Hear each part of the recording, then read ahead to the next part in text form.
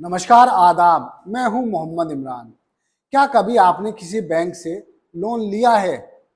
यदि लिया होगा और आपने एक दो किस्त भी लेट की तो बैंक वाले आपके घर, दफ्तर पर और हो सकता है रास्ते में भी मिले हों।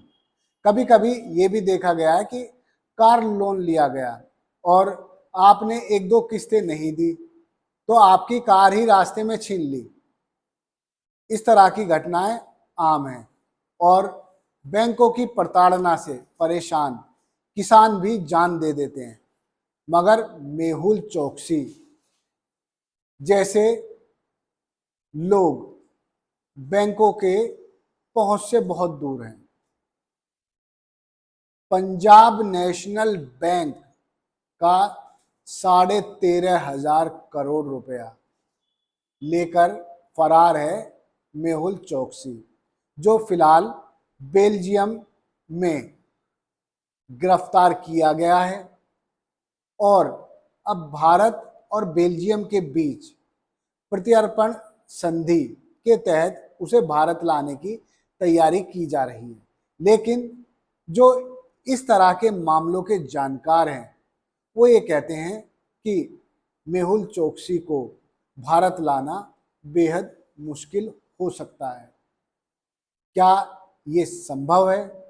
दरअसल 2018 से मेहुल चौकसी को ईडी ने मुंबई की एक अदालत में आर्थिक अपराधी घोषित करने के लिए याचिका डाली हुई है।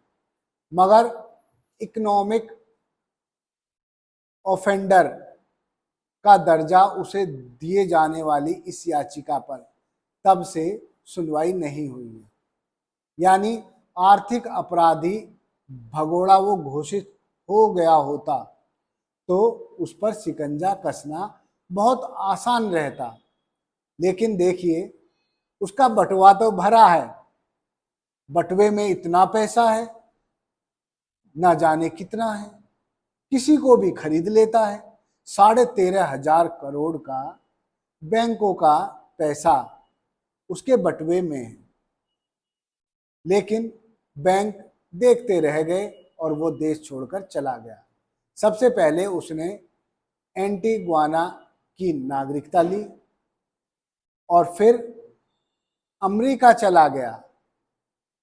बाद में पता चला कि वो बेल्जियम आ गया है। उसकी पत्नी ने बेल्जियम की नागरिकता ली और उसको भी वहाँ का ग्रीन कार्ड होल्डर बना दिया।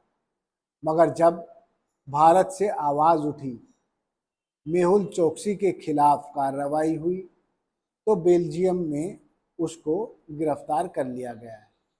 लेकिन उसने अपने वकील के माध्यम से जो दरखास्त लगाई है उसमें कहा है कि मुझे कैंसर है और मैं इलाज बेल्जियम में ही कराऊंगा। लेकिन एक तथ्य ये भी है कि बेल्जियम से पेशेंट इलाज कराने के लिए भारत आते हैं। इसलिए हो सकता है कि अदालत उसके इस याचिका को खारिज कर दे।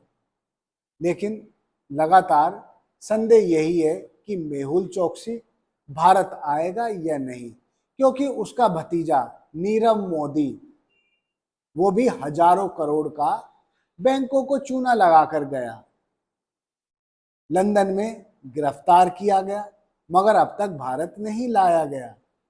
मैं आपको बता दूं कि विसल ब्लोअर विजय बताते हैं कि मेहुल चौकसी को लाना बेहद मुश्किल है, क्योंकि उसके बटुए में इतना पैसा है वो किसी को भी खरीद लेता है।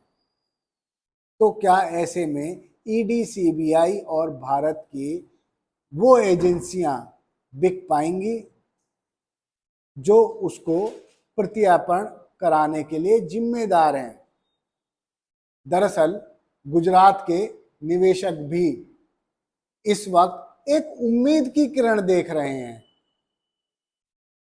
रुआवजा जिहाद छोड़िए, लेकिन हिंदू मुसलमान में अटके रहिए। केवल यही सोचते रहिए, निवेशकों को क्या उनका पैसा मिल पाएगा?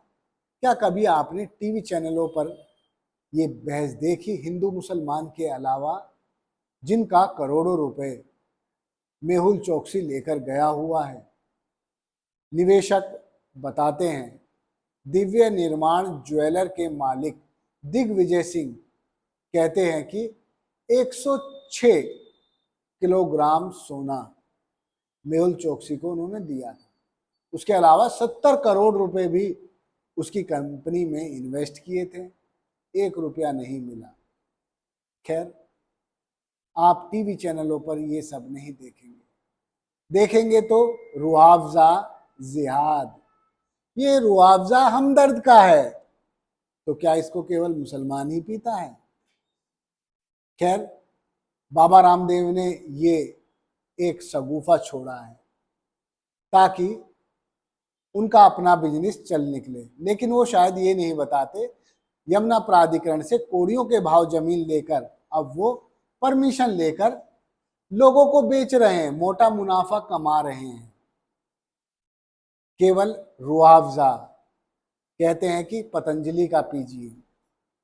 खैर, लगातार हिंदू और मुसलमान पर ही डिबेट है, लेकिन मेहुल चोकसी और नीरव मोदी जैसे आर्थिक अपराधियों को किस तरह से देश में लाया जाए और उनसे किस तरह से देश की जनता का पैसा रिकवर किया जाए, इस पर कोई डिबेट नहीं है। खैर, आजकल यही हो रहा है। अब देखना यह है कि भारत की सरकार मेहुल चोकसी की भारत वापसी करती है या नहीं। धन्यवाद। आप देखते रहिए जय हिंद जनाब। चैनल को लाइक और सब्सक्राइब करना ना भूलें। जय हिंद।